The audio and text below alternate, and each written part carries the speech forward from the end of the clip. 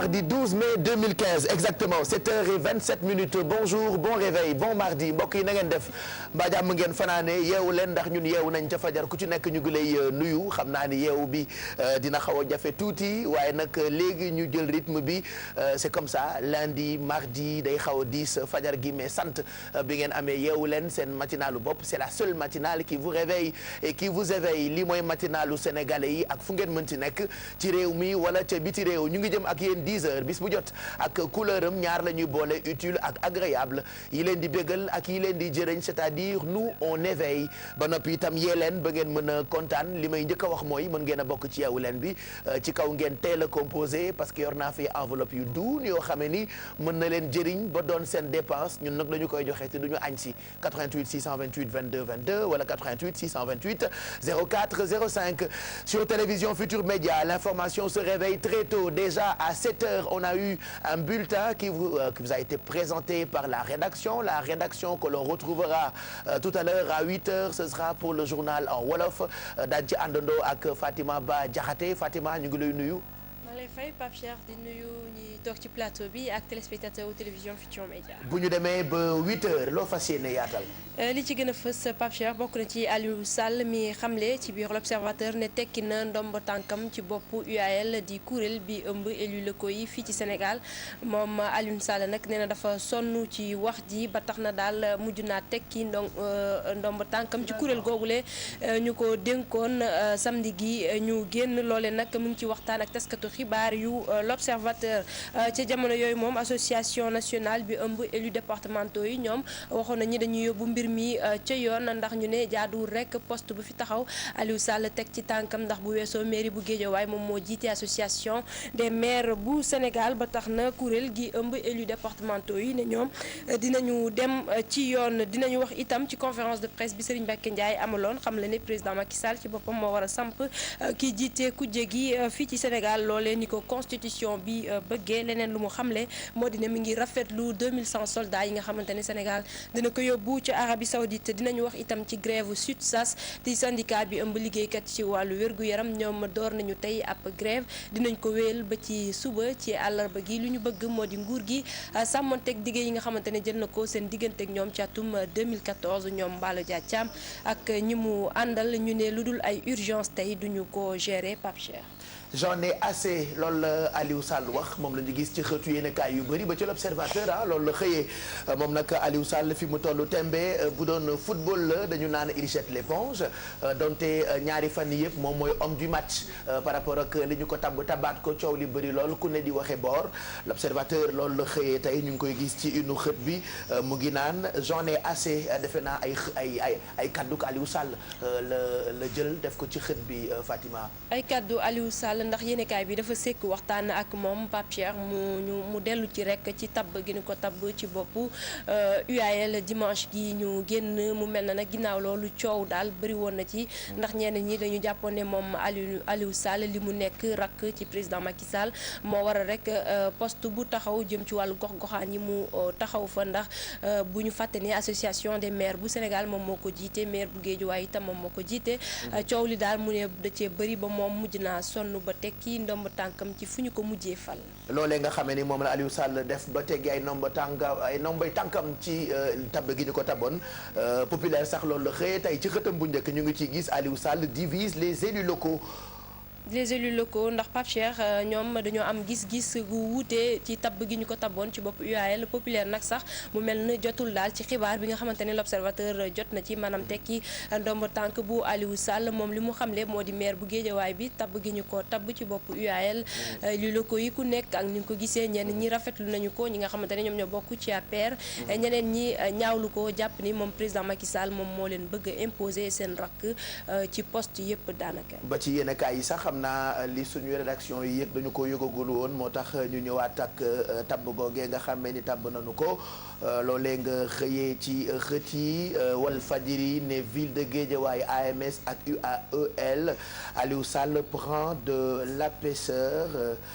l'épaisseur plutôt xam naa ni bi ñu koy titré yëguñu woon ni Aliou Sall ci boppam jeté na éponge bi yëguñu ko woon dañoo laajul waa l'Observateur yëguñu woon ne tekki na da ci baax di ko wane wane de temps en temps wane sa bopp tuuti rédaction yi il faut que de temps en temps ñuy woo quand même suñu rédaction yi di leen laaj waaw mu mel ne daal xibaar bi nga xamante ne l'observateur xëy na ci ñoom jotuñu ci. ba tey rek ñu ngi des ci coow li nga xamante ne judd na ginnaaw bi ñu ko tabbee bopp UAL ndax ñu ne moom Aliou Sall. ginnaaw mairie bu Guédiawaye association des maires bu Sénégal tey ji UAL fan la jëm mu mel ne daan ay ndomb tànkam mi ngi gën di yokk moom Aliou Sall ay galon mu ngi gën di bëri.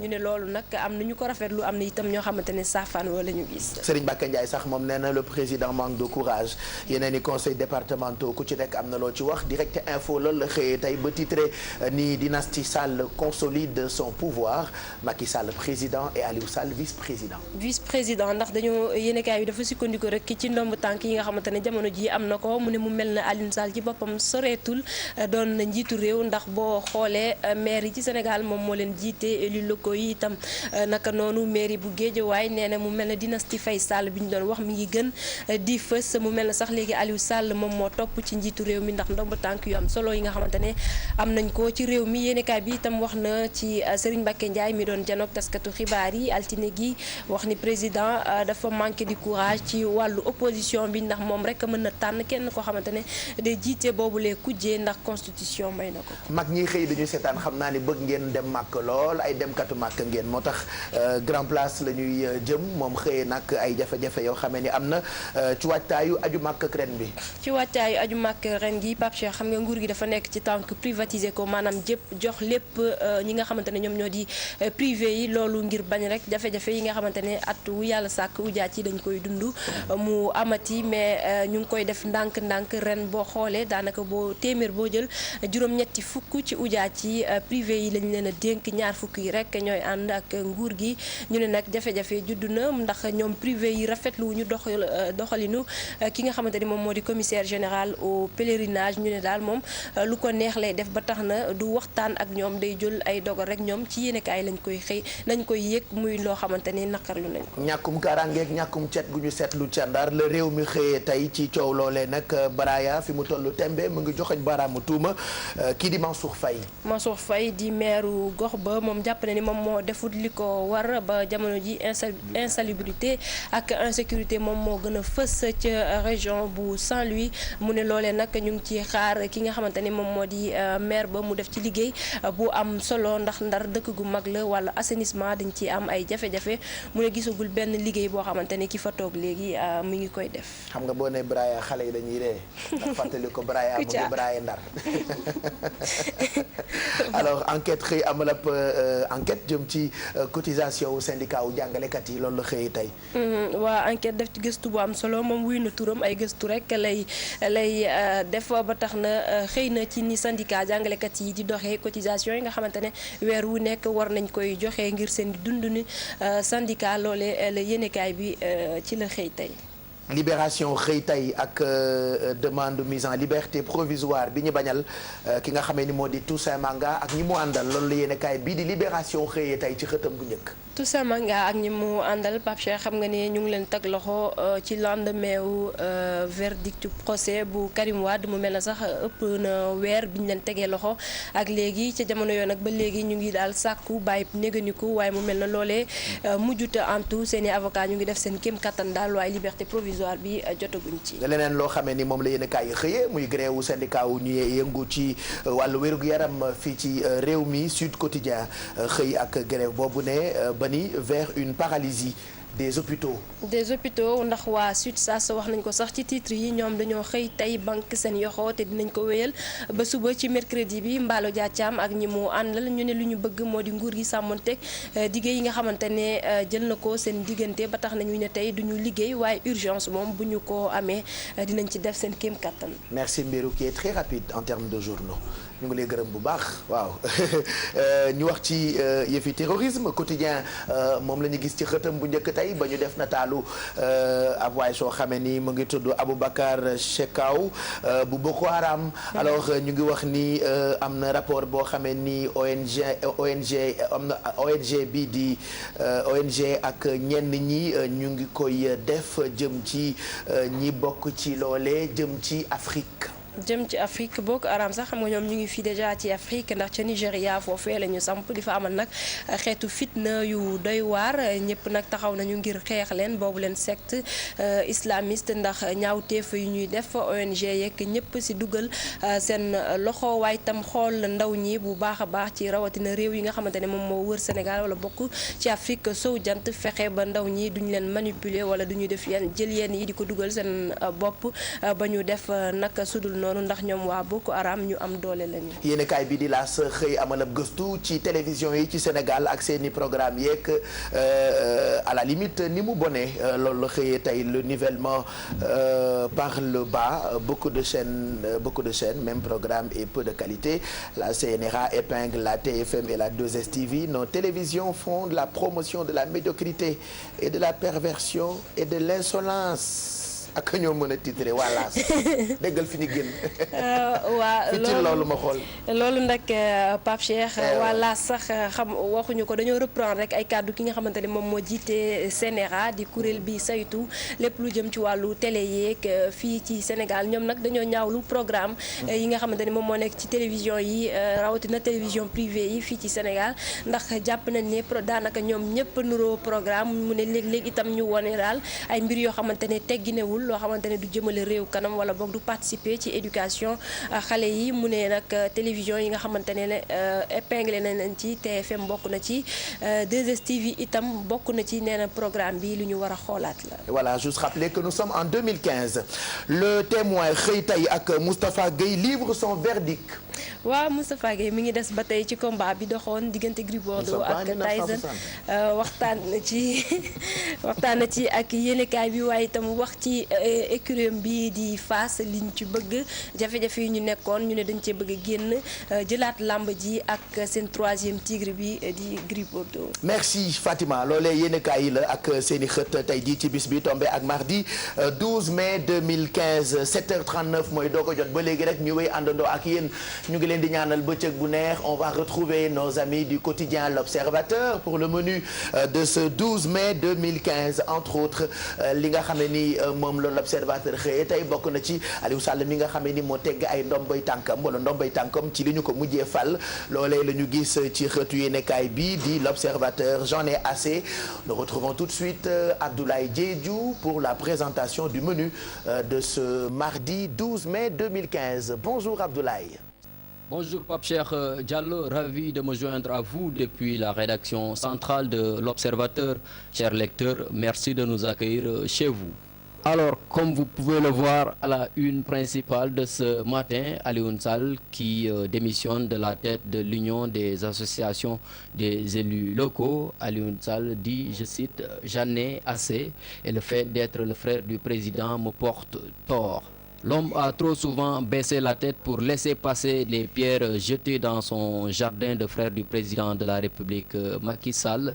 Il s'est gardé de contre-attaquer pour ne pas déranger son frère, dit-il, mais lassé de tant de critiques et de tant de reproches, Alioune Sall a démissionné de la tête de l'UAL. À lire également dans l'Observateur du jour le malaise au sein de la majorité présidentielle. Macky Tanor, le jeu de dupes vers 2017. C'est à un étrange jeu de dupes que se livrent les alliés de la coalition Benno Bokk Yakaar. Et dans ce jeu double, l'alliance du Parti républicain et le Parti socialiste semble détenir les manettes.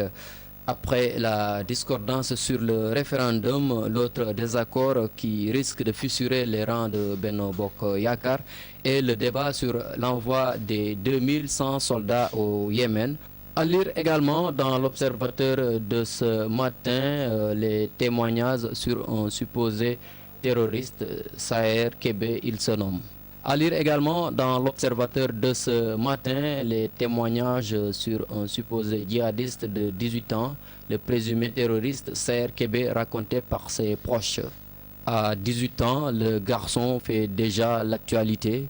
Calme, élève assidu, Saher Kébé est en prison pour avoir menacé les États-Unis d'attentats via un post sur la page Facebook de l'ambassade des États-Unis d'Amérique à Dakar. L'observateur a rencontré sa famille. À lire également dans l'observateur de ce matin les détails de ce charlatan qui est accusé de viol sur une mineure de 11 ans. Voilà, c'était donc là le menu de l'observateur de ce matin, chers lecteurs de l'observateur.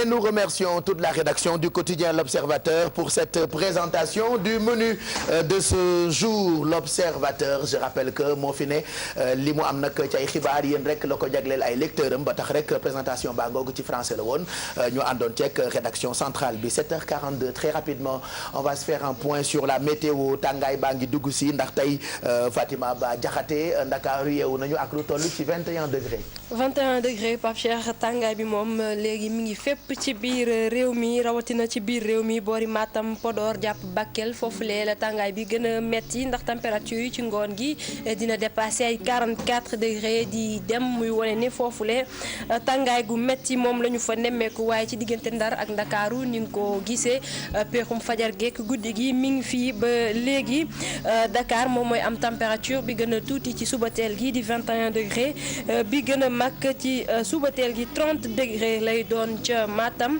Ndar dina am 22 degrés Podor 25 degrés Linguère 24 degrés Diourbel 22 degrés Kaolack 23 degrés Tambacounda 27 degrés Ziguinchor 23 degrés Kolda 26 degrés Kédougou 27 degrés température yooyu dinañu yéeg bu baax a baax bu ngoonee yéeg ba yegg si 44 degrés wala sax 45 degrés di température bi gën a mag ba tey ca Matam lay doon Matam moom mooy am température bi gën a mag ci subateel gi waaye itam ci ngoon gi bi gën a tuuti 26 degrés ci ngoon gi fii ci Dakar lay doon Saint-Louis dina am 31 degrés Podor 44 degrés Linguère 41 degrés Diourbel 39 degrés Kaolack 40 degrés Tambacounda 41 degrés Ziguinchor 39 degrés Kolda 41 degrés Kédougou 42 degrés ñu wax ci géej gi nag jamono ji dafa yéeg loolee mi ngi door bi ñetti waxtu ci guddi jotee dina yéegaat itam bu ñetti waxtu ci ngoon tegalee ñeent fukki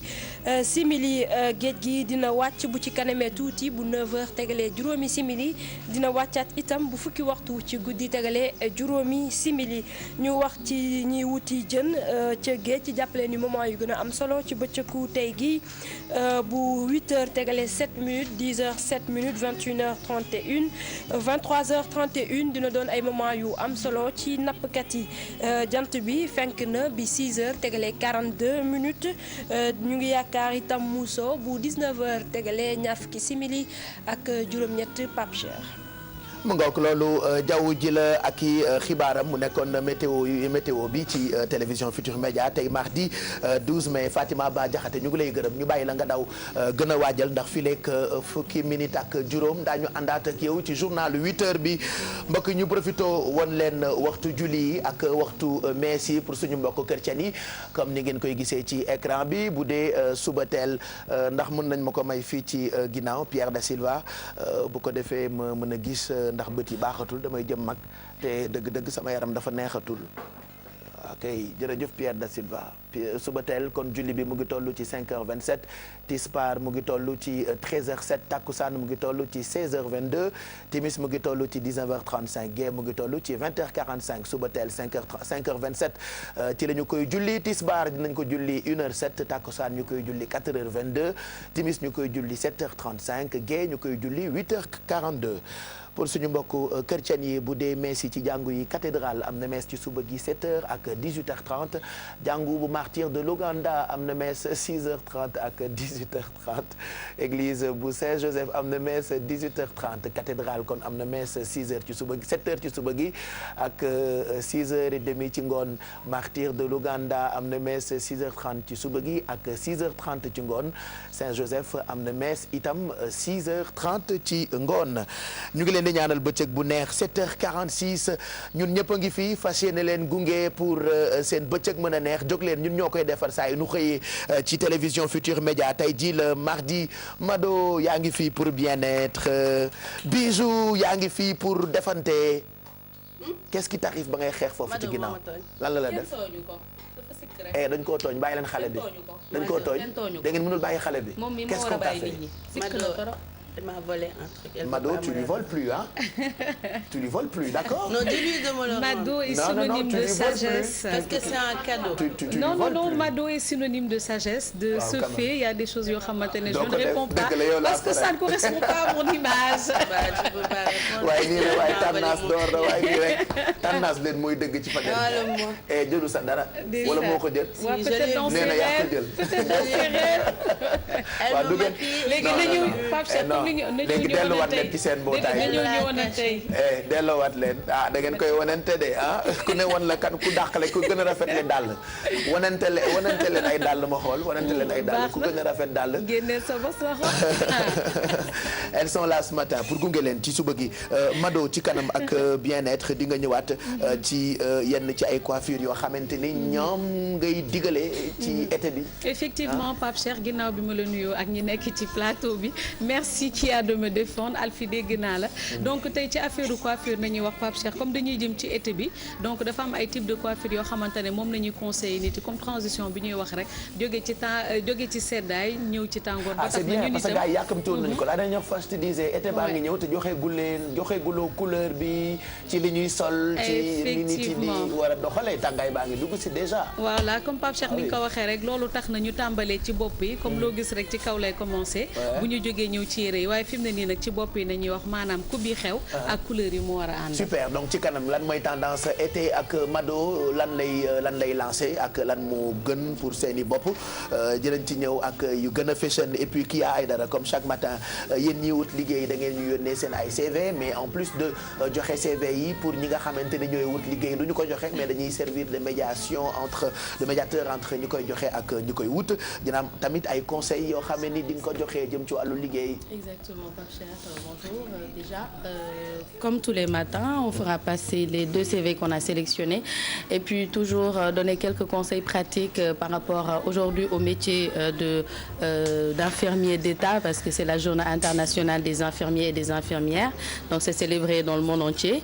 On va en parler, donner faire un peu la fiche métier de ce beau métier. Oui. Infirmier. Ah, parce que tey mooy journée mondiale de l'infirmière. Exactement. Et c'est un métier noble de. Ouais. Très noble. C'est l'un des métiers yu ñu gën a jox confiance ah. Exact. Ah oui. dëgg la de métier bu joxe confiance la de. J'ai vu Tata Mariam. Tata Aïda Sage-Femme. Tata Aïda, tu l'as vu? Oui. Ah, tu l'as vu? Fille, mais il tu faisais quoi là-bas? Compte à rebours. Ah, d'accord. Tu étais chez Mado, tu sais, avec les changements d'humeur le matin, et puis on te dîne le matin. Franchement, serait bien de. baal nañ ko ko donc tu as vu sage-femme bi parce que keroog lañ doon célébrer journée mondiale des sages-femmes. Ouais, on parle tout le temps d'elle. Elle m'a fait mu ne ma man ngeen di waxal tout le temps ci Yeewu Leen. Et je lui fais un câlin. Ma ne ko ça fait vraiment plaisir de te et toi voir. période bi da nga bëgg sage-femme yi en fait. Exactement. Pas encore. Peut-être d'ici quelque temps ñaanal leen. Voilà tey c'est la journée de l'infirmière ñu ngi xalaat infirmières yi de façon générale parce que selon ay sondage bokk na ci métiers yi nga xamante ni ñoo ñuy gën a jox confiance comme sapeur-pompier yi en fait. Exactement ay nit lañ yoo xamante ne mënoo dugg ci benn centre hospitalier te gisoo leen. dañuy xëy fajar ñooy yëkkati malade yi ñooy def perfusion yi ñooy assister nit ñi pour les anesthésies et tout c'est un métier très très très noble. Un métier boo xamante ne li ñuy dimbalee nit yi après dinañ ñëw ci qualité yi sax. c'est pas pour rien je le rappelle c'est pas pour rien ci sondage yi nga xamante ne am nañ ko métier infirmier ak métier wu sage-femme ñoom ñooy gën a inspirer nit confiance. te defe naa malade moom balaa nga koy toppatoo il faut que mu am ci yow confiance. Exactement. Confiance boobu nag c'est très important souvent c'est les infirmiers qui donnent ça on parlera donc de ce métier ak Kia qu'est-ce qui fait le buzz sur internet ak insolite yi dinañ ci àndandoo ak Bijou si. alors Pape Cheikh celui qui fait le buzz ci internet actuellement c'est le Barack Obama de Soweto donc benn candidat républicain boo xam ne on le compare à Barack Obama tout à l'heure di ngeen gis lan moo tax information insolite bi ma gën a marqué ci semaine bi xale bi commencé voyager ci valise. waaw Sénégal da ngay gis booy tukki nit ñi naan la def ma ci valise bi xam naa ni moom loolu la dégg. xale bi ci valise bi la dugg. ci valise bi la dugg. oh là là. donc après lañ ko gis on verra l'image tout à l'heure. ok comme bu ñuy def insolite ak buzz du web tout le temps dañuy finir ak la vidéo insolite. voilà donc ci kanam lay nekk ak si waaw kii si yokkal ma saawaande. si saawaande wande et puis ñu ngi jéggalu normalement chaque mardi dañu waroon waxtaanee li nga xamante ni moo di TIC ak Mary Bey mais elle sera pas là avec nous et puis parmi nous ak Kiara elle ne sera pas là avec nous non plus peut-être mardi prochain dinañu ñëw ci parmi nous yi nga xamante ni baaxe fekk ñu baax Sénégal te nekk fii ak Kiara chaque mardi et puis technologie ak ki nga xamante ni moo di Mary Bey Mamadou Ndiaye moo nekk ci internet bi pour réseaux sociaux yi Facebook ak Twitter ñu ngi fay joxe suñu sommaire réagissez ak suñu ay hashtag Alfie ci kanam di nga ñu jox ragoût de merguez. Ragoût de merguez Pape Cheikh bonjour ñi ñuy seetaan je fais un coucou à ma grand-mère infirmière bu mag ci Saint-Louis Pape Cheikh. Donc ci kanam Pape Cheikh ñu defar ay un ragoût de merguez. donc merguez yaa ngi nii waaw tey dañuy lekk merguez Pape Cheikh. voilà boo loo xamante ne nit ñi duñ koy faral di utiliser en cuisine. et c'est très très bon donc ci kanam bu ñu fi ci avec les beurre Sofia Pape Cheikh. defaral leen benn ragoût bu neex. super donc ragoût la ñu Alfie di toggal yéen tamit ñu ngi leen di xaar 88 628 22 22 Yoro Ndiaye tey fii lay ndekkee ci yeewu leen bi il se prépare pour être avec nous nous accompagner et puis il y aura d'autres surprises yoo xamante ni ñu ngi leen di xaar on enchaîne tout de suite ak yeewu gym tey ñu ànd ci comme démb ak Olympique Club yenu ay weñ ak def sport ça fait du bien paraît-il mais il faut toujours en faire ak un spécialiste n'est-ce pas coach. maaleykum salaam coach. accueil de star kay ah. ñoo naa leen. ñoo la raw cool. waa li nga wax ah. bilay attanoo dara Adja si. bàyyi ko mu dem. Adja si léegi muy attanoo dara. wuyu spécialiste bi. maa bañ du ma la jàpp de. ma baal ko ba beneen comme ça mu ne la baal. comme tey dama. ko doo ko bàyyi rek. naa ko baal ba beneen rek. dafa dem yow la kan.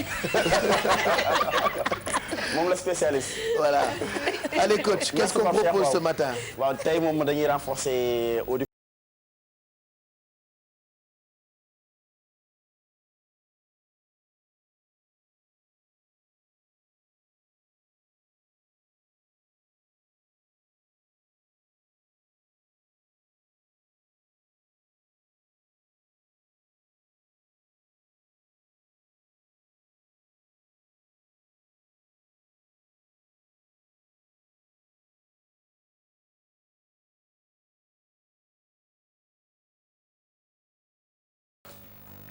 voilà prenez votre barre.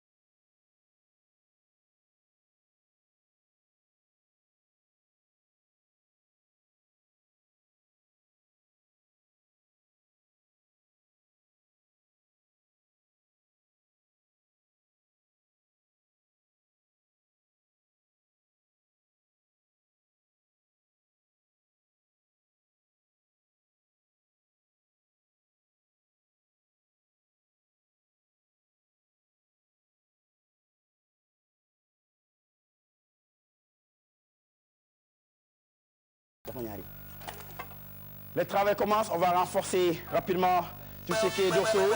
Posez. Bravo tout le monde. Allez, on va relâcher les épaules, on va relâcher les dorsaux. Croisez les mains. Éloignez les omoplates et là vous relâchez la tension. Les épaules, regardez le bras traverse le corps et vous tirez. Changez gentiment. Essayez de faire ça 2 fois par semaine. Ça fera du bien. Merci Pape Cheikh. Merci coach. Merci. Rendez-vous lundi, Inch'Allah. Merci. D'ici là, prenez soin de vous. Voilà. Et à lundi. Le sport ça apporte beaucoup de bien loolu mooy yeewu gym tous les matins soit Olympique Club wala Rahma Damba Fitness tey ñu ngi àndoon ak Olympique Club merci beaucoup à Massa defe naa gars yi fay dem xam nañu ko Alfie Kia Bijou Aba Bouba min ngeen Olympique Club man maa ngi dem beneen salle voilà ñun suñu ay poids sax c'est de l'or ay or massif la ñuy yëkkati comme poids laajal Mado n'est-ce pas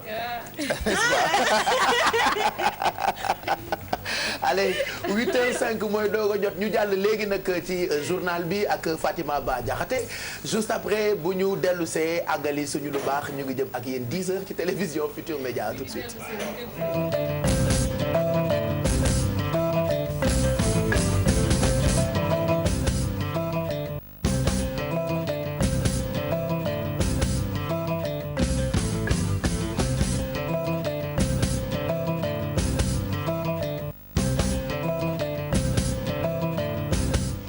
di rafetlu ànd beeg télévision Futurs Médias mbokk yi xarit ñu seetaan xibaaru juróom-ñetti waxtu yi ñu doore kook Alioune Sall mi ñu tabboon ci bopp UAL ci dimanche bi ñu génn moom nag xamle na ci l'Observateur ne tekki na ndomb tànkam ci bopp kuréel boobu lee ëmb association yi nga xamante ne ñoom ñoo di jiital goxaan yi li ko waral mu dee moo di coow bi nga xamante ne judd na ginnaaw bi ñu ko tabbee ci bopp boobu lee kuréel moom Aliou Sall ne dafa sonn ci coow mi nga xamante ne mi ngi wéy di ànd ak moom ba tax na daal tekki na ndomb tànkam ci bopp union des associations des élus locaux foofu le nag ñu ngi ko tabboon ci fàttali dimanche bi ñu génn mi ngi xëy nag waxtaan ci ak l'Observateur moom njiital mairie bu Guédiawaye ci mbir moomu lee la ñuy des wax ndax ñi nga xamante ne ñoom ñoo bokk ci kuréel gi ëmb élus départementaux yi ñoom li ñu xamle woon moo di ne dinañ yóbbu mbir mi ci yoon ndax ñu ne Alioune Sall dafa mujj ëppal ci mbir mi ndax ginnaaw mairie bu Guédiawaye waaye itam AMS mu bëgg cee teg léegi UAL ñu ne loolee dafa ëpp ba tax na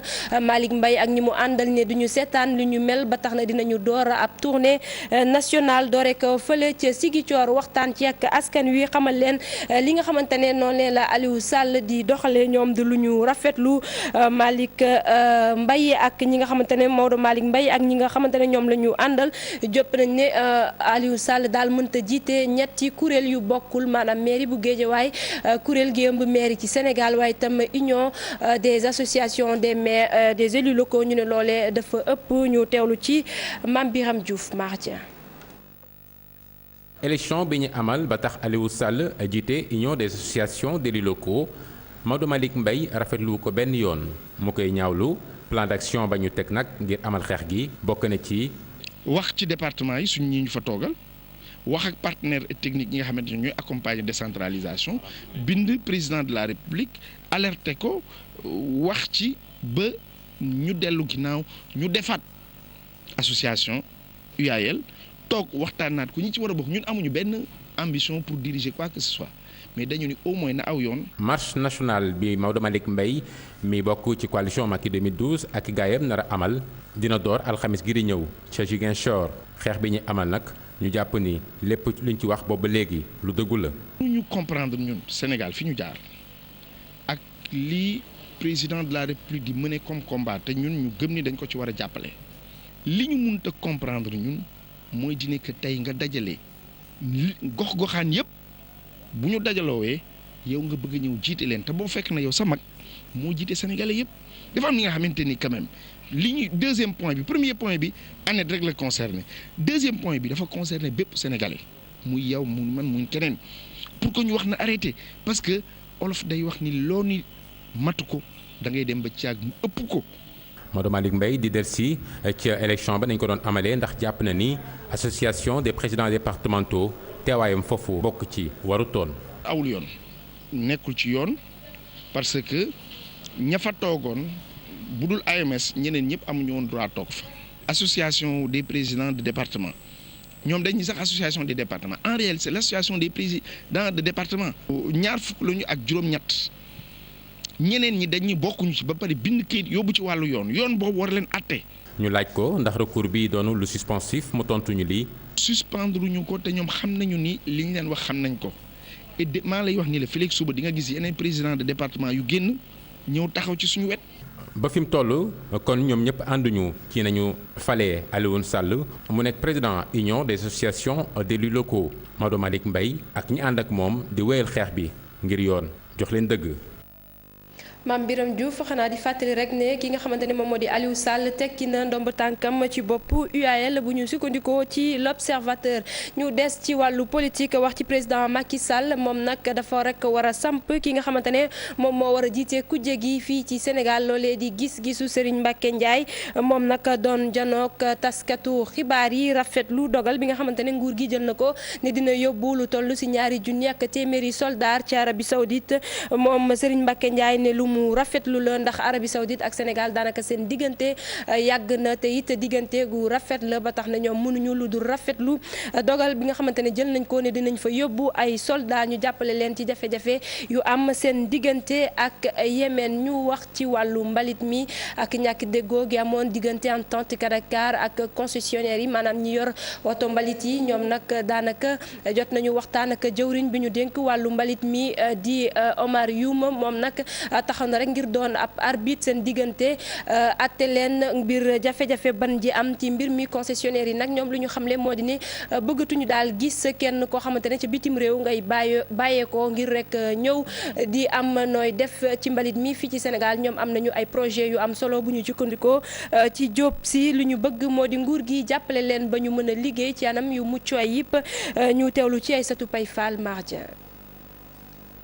Entente Dakar ak groupement concessionnaire yi di woy mu waral ndaje diggante ministre de la gouvernance ak ñi yore camion yi ministre Oumar Youm xamle ne déficit de communication moo waral lu bari. ay nit bu ñu seqee mbir dañuy war di waxtaan di ci diisoo déficit de communication boobu nag boo koy xool ak ni ñu koy déggee mooy d'abord am na problème mu transparence ci ay appel d'offres mais aussi am na problème mu gouvernance participative maanaam di yëglante di xamalante ku ne xam parce que ay partenaires bu amul confiance bu amul déggoo ñu bokkandoo li ñuy doxal dafay am problème. président consortium concessionnaire yi yokk si ne yàgg nañu si liggéey bi ba kenn warul salfaañoo li ñuy def. xam nga ñun li ñu liggéey dañ ko liggéey te dañ ko yàgg liggéey te dañ ko xam donc loolu moo tax ñun aussi mënuñu bàyyi ñun on a fait un dossier. nañu xool suñu dossier pourquoi tubaab bi bu indee dossier ñu mun ko xool bu baax te ñun Sénégal bu ñu nee dossier ñu ne non Sénégal ñoo ko indee nañ ko teg fële loolu mënut a nekk. ba tax ne bu ñu leen jébbalee liggéey bi yëpp ñu def lu am solo ci wàllum gestion des déchets.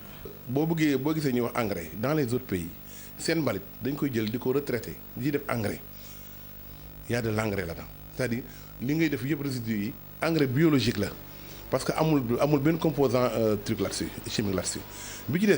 mooy y a pas mal de dérivés yoo xam ni ça sort de ce travail là li mu mën a indi si liggéey dafa bari. bu ñu fàttalikoo dibeer bi ñu weesu woon ba tey camion yi tonni mbalit bank nañu seeni loxo ba jëmmi jamono fekk seen ay ñaxtu safarawuñu ko.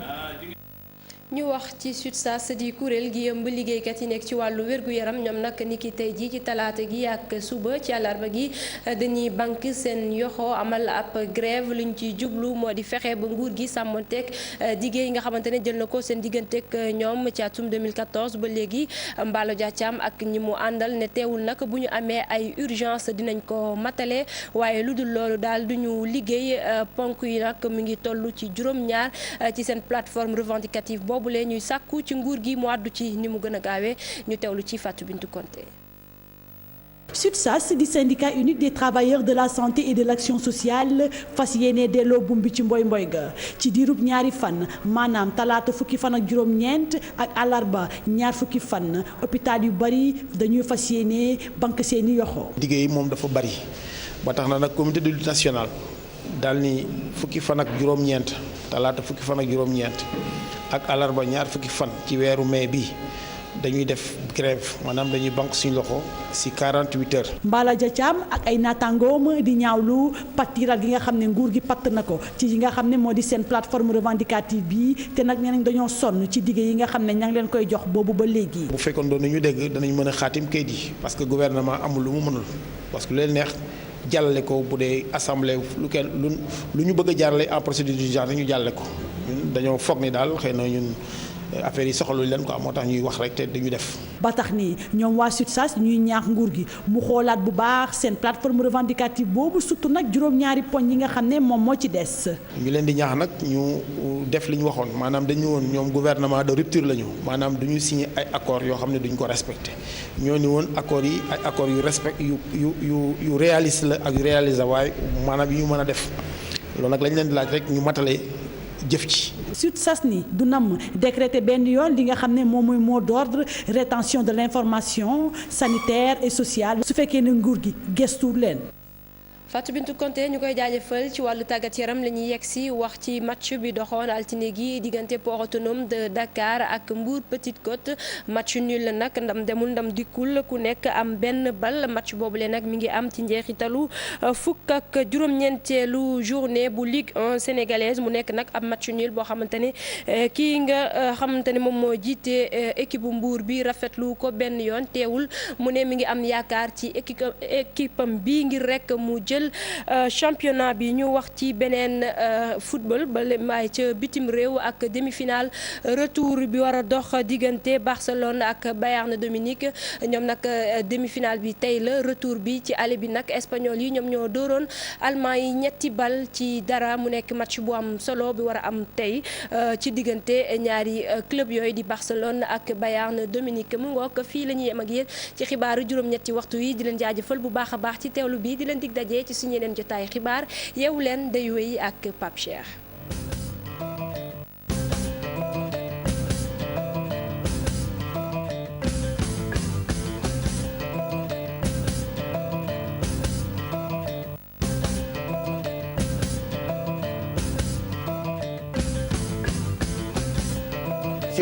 bu télévision Futur Média ca kanam daañu àndaat ak yéen bu ko defee ngeen gën a yaatali xibaar di leen fàttali ne mën ngeen fekk sunu ay xibaar itam ci suñu site internet bi di www.gfm.sn li ñuy def rek léegi mooy jàll ci gox yeeg gox-goxaan yi dugg ci dëkk yi comme ni ñu koy defee su bëgg jot fu ñu journalé ba noppi tey nag dañuy jéem a dem dëkk bu ñu naan Fatick en attendant on peut aller avec la carte avec la complicité de Pierre Da Silva voilà bu ko defee ñu xool Fatick alors Fatick nag xëy ca fajar àndandoo ak ñun ci télévision Futur Média déjà tey jii rek ci wàllu température Fatima jox nañu ni waa Fatick yeewoo tey jii ci suba gi Fatick nag bu ñu fa demee dañu fay fekk suñu correspondante bii di Aminata Goudiaby alors Aminata Goudiaby nag moo ñu teewal ca Fatick bu fekkee jàppandi na ñu jokkoo ak moom comme ça mu mën ñoo jox ay xibaar yu ñu mën a jàpp foofu ca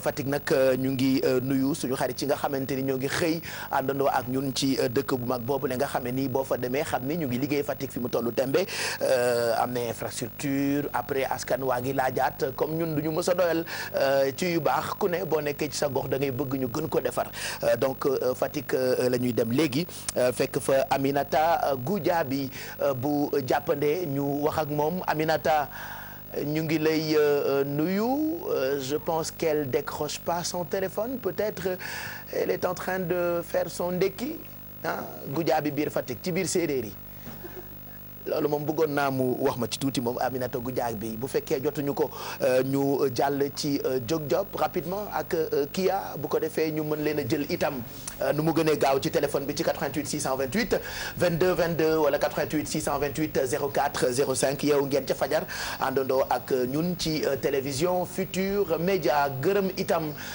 internautes yi nga xamante ni ñu ngi àndandoo ak ñun ci suñu page bi ci Facebook bi ak it ci Twitter nombreux vous l'êtes nous écrire chaque jour di yónnee ay bataaxal yoo xamante ni daf ñu yokk jom ñu ngi leen ci gërëm bu baax seen ay message nag dafay jàll en temps réel et en permanence ci écran bi ci télé bi alors Jóg Job ñu ànd ci léegi ak Kia tey métier bi ñu tànn di métier wu infirmière. Exactement Pape Cheikh, mais avant loolu damay jàllale CV yi. On démarre avec le CV de Kodou Ndiaye Diop qui a eu de 2008 à 2009 un master 2 option GRH, gestion des ressources humaines à l'ESP UCAD Dakar entreprise. Pour ses expériences professionnelles, décembre 2008 au 30 juin 2014, elle a été conseillère commerciale à PCCI pour le compte de Sonatel Mobile.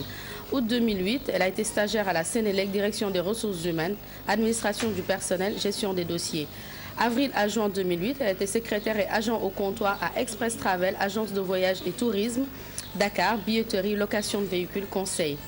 2007-2008, agent de comptoir ACT, Africa Connexion Tour à Dakar, donc réservation et vente de billets d'avion, formalité de voyage, location de véhicules, guidage, hébergement. Pour contacter donc Kodou Ndiaye Diop, ce sera par mail à kodou.ndiaye@hotmail.fr. Nous avons également le CV de Ndiaye Aminata. Ndiaye Aminata qui a eu son dernier diplôme en 2009, une maîtrise en droit option banque assurance à l'université de Dakar Bourguiba, UDB. Pour ses expériences professionnelles de novembre 2011 à juin 2014, elle a effectué un stage à Ecobank, service monétique. Avril 2010, septembre 2010, un CDI à Sensoft, assistante administrative et financière. Octobre 2009, elle a effectué un stage à Poste Finance, département du réseau et des opérations. Août 2009, un stage au pôle de coassurance des risques TPV, département sinistré et statistique. Août 2007, elle a effectué un stage à Attijari Bank, département gestion globale des risques. Pour contacter notre candidate Ndiaye Aminata, sera par mail à beyadiagne@gmail.com. voilà donc ñoom ñaar seen ay CV la ñu jàllale noonu ñu ngi ñaan ñi nga xamante ni ñooy joxe liggéey bu ñu leen mënee contacter directement comme ça ñoom ñu mën a am liggéey parce que apparemment am nañu expérience ci domaine boobu. ñu ku ci nekk am nga loo xam ci domaine bi ngay yëngu ci formation bi nga def ku ci nekk am na expérience ci domaine des ressources humaines donc gestion du personnel ki ci topp am na expérience ci banque tout ce qui est finance. donc di ñaan recruteurs yi nga xamante ne ñoo ngi ñuy seetaan ñu contacter suñu candidat yooyu donc on poursuit Pape Cheikh avec la fiche métier bi nga xam ne moom laa doon waxtaanee sànq muy tey di journée internationale de l'infirmière donc qui est célébrée dans le monde entier ce 12 mai donc jour anniversaire de la naissance de Florence Nightingale donc Florence Nightingale nag mu nekkoon benn dame boo xam ne dafa am attachement ci wàllu liggéey boobu muy infirmière la woon ba pare mu am combat bu mu mené depuis très longtemps ci pour liggéey boobu am ñu delloo ko li mu moom. Exactement. Donc, Mom, c'est une dame qui a posé les bases de la profession infirmière contemporaine.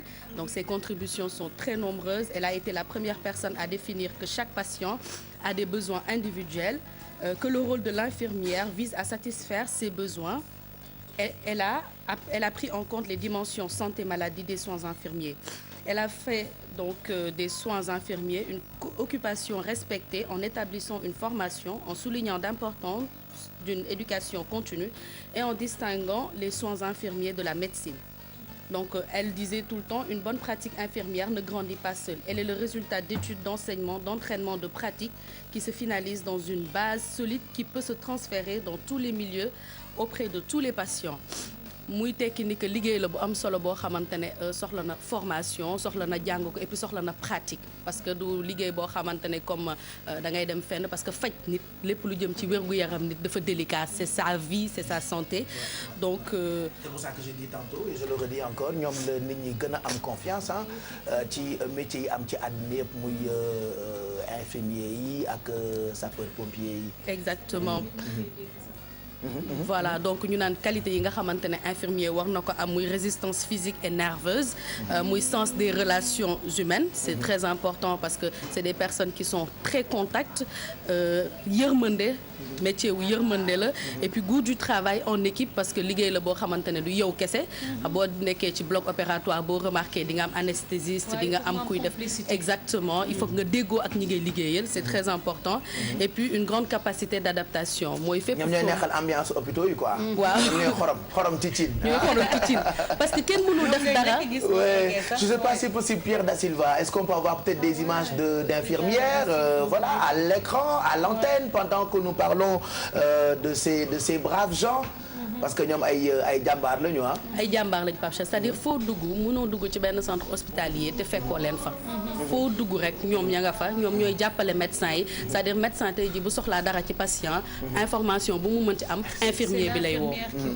infirmier bi wala infirmière bi lay woo moo koy jox information yu mu mën ci soxla ci ma ñoom ñoo gën a proche patient yi que médecin bi en tant que tel. am na benn attrait aussi léegi boo wax xaw ma lan boo wax nervosité. voilà donc dañ ne résistance physique et nerveuse. c'est-à-dire il faut nga am capacité boo xamante ne di nga mën a maîtriser wu. parce que en général ñoom ñooy def perfusion xam nga nekk ci bloc opératoire. ñu nekk nga tiim ñuy opérer nit. boo amul peut-être yenn capacité yi. doo tenir peut-être di nga ragal di nga lox wala di nga. et puis yenn saa yi nga dajeek patient bu ci ñëw. bu mel ni Pape Cheikh capricieux donc il faut nga am maîtrise de soi. yenn saa yi maladie naqari deret. waaye bu ma màgget ba kii ba rek bu ñuy indee piqûre rek. bul ma piqûre yow. bu ñëwee rek mun na ko waral la mu jël ne warax waaye ba piqûre bu ñëwee mu naan ko foofu boobu ba fay maa ngi toog waaw foofu. ak ba ma feebaree Alfie nekkoon ci samay semaine bu ñu indee lekk ak banaana moom comme sama càmmiñ la jox ma forcé Alfie Sali indi ndekki sama càmmiñ la comme bëggul lekk jox ma forcé Bijou indi banaana sama càmmiñ la jox ma forcé Papa Naar Diop ñu ma mburaaka comme damaa bëgg mburaaka jox ma forcé ma indi leen piqué di Alfie na ana am jom nag jox ko boobu ba léegi maa ngi forcé. Pour revenir à ce mail-là, ñu wax juste ci la formation. Aujourd'hui, pour exercer, il faut être titulaire d'un diplôme d'état infirmier. Donc l'accès se fait sur concours après le bac, sur des épreuves de culture générale, des tests psychotechniques et un entretien de motivation. Donc la formation dure 3 ans et les stages en milieu hospitalier et extra-hospitalier représentent environ 50% de la formation. À savoir des centres de formation d'apprentis préparent le diplôme d'état d'infirmier par apprentissage. Donc l'infirmier diplômé a la possibilité de suivre une année de spécialisation en puériculture dès la sortie de l'institut ou bien comme infirmier anesthésiste ou de bloc opératoire après 2 années d'expérience professionnelle. Voilà donc loolu c'est un métier noble tey ñu profité ci rek wax ci ñoom muy métier ou infirmier wala infirmière ak lu mu ci mën ci doon. On leur souhaite une très bonne journée. Merci beaucoup Kia pour Jog Job ak fiche métier. Allez, on va enchaîner tout de suite. Ku ci nekk am nga info boo xamante ni jàpp nga ni yow rek yaa ko xam balaa ñuy dem ci publicité yi. Népal xam ngeen ko.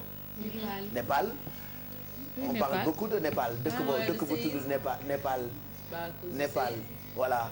Alors séisme bi tax na amoon na tremblement de terre bu yàggul, il y a même pas un mois. Alors au moment où nous vous parlons amaat na tremblement de terre. Sérieux? Voilà. Non. Et ci tremblement de terre bi passé ci xibaar yi ñu jot am na ay sénégalais yoo xamante ne ñu ngi dëkk ci dëkk boobu am na ñu ci ñàkk seen bakkan. ñu foogoon ni dootul tremblement de terre bi fa la yem mais amaat na nii au moment où nous vous parlons selon les infos que nous avons. Alors tremblement de terre yi xam nga bu ñu koy calculer dañu koy calculer ci lu tudd magnitude. Alors mu ngi toll ci magnitude bu toll ci 7,4 ca Népal donc mu gën a metti tremblement de terre bi passé. Donc actuellement loolu moo am ci dëkk boobu nga xamante ni bu ko ñu bëri xamee période bi c'est par rapport ak ay tremblement de terre yoo xamante ni sonal na leen donc tey ci moment bi ñu wax ak yéen am na beneen tremblement de terre bu fa am. Voilà c'est pas possible. Mado parce que Népal 1930 je pense la amoon yu mel nii ñoom je sais pas dama naan nit yi est-ce que duñu pousse foofu. dem beneen parce que tamit tu sais que côté boo xamante ne day yëngatu. tout le temps zone turbulente. waaw. agité. mais après bu ñu toxoo fan nañu dem autant ñu toog solution ci dëkk boobu. ndeysaan. day yëngatuwaat de toute façon. c'est la zone qui est comme même ça. si tu construis. day yëngatu moom seen kër de mbënd mi dafay am foofu tout le temps te toxuwuñu ba tey. waaw parce que waaw aussi. non ñun du bu méttee rek nga daw. day mbënd téléthon wu daaw bi seen kër la ñu demoon yóbbu ceeb bi mais moom nee na ku waa Népal yi tuxu ndax tremblement de terre moom ba tey tuxoogul. waaw ñun suñu kër kenn deewagul ci mbënd mi ma xam nga xam ñëw ba ñëwagul mënoo ko ñëw a toxu. personnes ñooy dee. sérieusement billaay il faut ñu envisager. Bon moi par contre j'ai une question je commence déjà par Bijou. kan mooy def constat bu accident amee. sapeurs-pompiers. c'est pas la police mais les huissiers ngay woo léegi non. te yaa koy fay. Effectivement donc c'est vrai. bien là donc parce que tout à l'heure j'ai demandé à Pape Cheikh qui me disait la police. Effectivement ñun ñëpp ñu ngi def genre bi xamul dara. J'ai vu le caméraman faire wow. J'entends Pierre da Silva et les autres. Effectivement. Man ak sama lamine bu rëy dama ko naroon. C'est pas effectivement Pape Cheikh il faut que man léegi laa ko soog a xam il paraît que benn association bu bees boo xamante ne mi ngi tudd FSSA. Donc ça c'est la fédération sénégalaise des sociétés d'assurance ñoom ñoo lëkkaloo léegi. ba nga xamante ne dañuy dimbali seen yenn clients yeeg yooyu du ñu am ay problèmes. Parce que xam nga d'habitude da ngay woo policier wala nga woo gendarme il faut nga fay ba pare da ngay topp nit ki da ngay topp nit ki. Donc c'était tellement compliqué que fédération boobu organiser nag genre fédération lëkkaloo léegi bu fekkee da nga am choc mari que d'Italie mu dal la y a un numéro fédération boobu ngay woo et tiens-toi bien c'est gratuit. Donc ñoom dañuy déplacer wu da nga leen di jox fi nga nekkee ñu localiser la ñëw ba foofu defal la constat jël sa dossier ñoom yóbbu ko ci yow fi nga assuré te yow doo fay dara. Et tu peux appeler un huissier. Et tu peux appeler c'est eux qui s'occupent de tout. Donc tu n'as même plus besoin d'appeler un huissier ou qui que tu les appelles eux directement c'est un numéro vert. ñu déplacer wu ñëw def sa constat ba pare jël sa dossier yóbbul la ko fa nga assuré après léegi nag yow nga dem topp ba pare li ci gën a neex mooy amaana ñoom amuñu sax sa info de ouf. C'est génial. Ouais. Il fait ça. Je sais pas si on peut se permettre de donner le numéro au cas où ñu koy seetaan parce que ça peut leur servir. Voilà, donc c'est très simple, il faut appeler au 78 Pape Cheikh 166 73 2 fois. Super. Voilà. Merci Mado pour cette info. Bijou si. Picasso lu ko dal. dafa dekk Picasso bu dekkee ñun ñëpp ñu daw. bu dekkee dina ma defaral tableau balaa muy dem. dafa am benn record boo xamante ne daf ko dépassé démb. tableau bi gën a cher ci àdduna bi démb lañ ko jaay. waaw et c'était à 179,36 millions de dollars. juste un tableau dollars. dama ko taayee la calculer en CFA. voilà sama xol bi di jeex. vente aux enchères 4 à 5 personnes ñoo ci nekkoon di xëccoo. et finalement loolu lañ ko jaayee. Donc tableau bi mi ngi tudd les femmes d'Alger envoyé naa ko tout à l'heure je sais pas si on a eu le temps de le voir mais sinon mun ngeen ko xool internet ba xam jot jar na loolu après art ku nekk li nga koy jëndee mais sincèrement. Ah oui hein. Ben je sais pas j'allais dire félicitations à Picasso mais c'est beaucoup d'argent. Merci pour cette info. C'est mal au cœur. Moi ça m'a énervé. Rokiatou. Bah, j'ai déjà donné mon info. Oui, journée mondiale de l'infirmière. On ne savait pas. Alfie. bi ma am Pape Cheikh bu ma gis démb maanaam yenn ci yenn dëkk yu gën a am ay nit yu dund lu yàgg maanaam taux de longévité muy Costa Rica benn dëkk Costa Rica bu benn dëkk bu ma gis démb may laaj rek Pape Cheikh ñi dëkk Costa Rica nan lañ leen di woowee bonne question moi je dis costaricain je dis costaricain pareil sorry je pense qu'on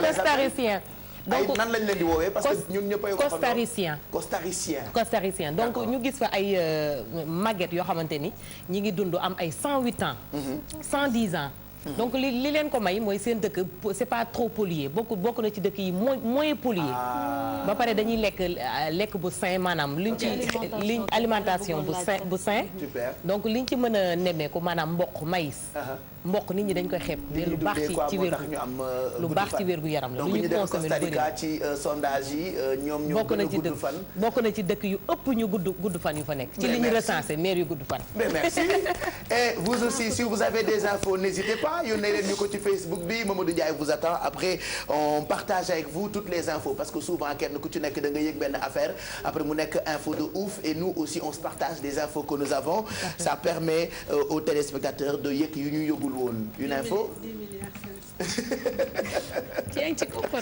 loolu ngay jooy et moi je pars ak benn info je sais pas si vous êtes au courant balaa ñuy dem ci publicité yi j'ai vu un jeune sénégalais bu defar oto Non. Sérieux? Ben oui. Ah bon? Vous voulez que je vous montre la voiture d'abord? Oui. Alors, est-ce qu'on peut regarder ce qu'il a créé, ce jeune Sénégalais? Regardez en même temps et on va ñu waxandoo très rapidement. Pierre Da Silva tey moo nekk ci cabine technique bi.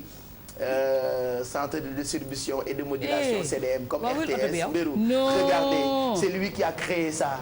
Gis nga. Il est au Sénégal là. Je vais te dire où est-ce qu'il est. C'est mon info, non? C'est mon info. Mais regarde. Regarde, c'est lui qui a créé ça. C'est pas possible. Il s'appelle Bayla Ndiaye. Regarde. C'est fantastique. Alors tous ses amis sont contents de ce qu'il a créé. Et en plus, il n'a pas créé que ça. Defar na moto, defar na sax avion. Non. Grâce à un objet de récupération, wallahi. Hein, il a créé tout ça. Recyclés, en fait. Alors. Tu as vu, hein? Purée. Donc actuellement oto bi mu ngi ko bàyyi lycée technique bu Thiès. Des scènes. Voilà. Tu as vu, c'est une belle voiture de course en plus. Voilà. Tu as vu. Alors. C'est fantastique. C'est une info. Ouais. Et pire encore, il est en ligne avec nous. Non. Bonjour Bayla.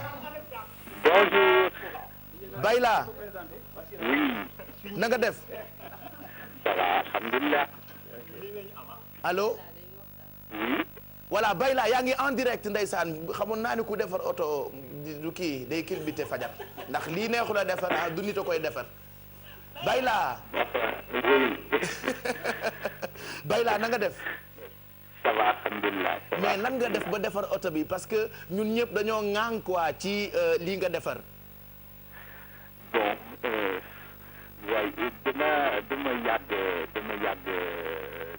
di defar ay yëf déjà tout petit comme suñu parents yi amuñu suffisamment d'argent pour acheter les jouets qu'on voulait. Alors est-ce que mën nga soril gémmiñ bi ak téléphone bi je rappelle qu'il vit pas actuellement au Sénégal mu ngi dëkk France donc France dañuy jokk ak moom nii pour mu expliquer li ñu. Voilà. Donc raconte-nous un peu l'histoire très rapidement balaa ngay ñëw Sénégal ñu lay recevoir ci Yeewu Leen bi pour nga won ñu say œuvre.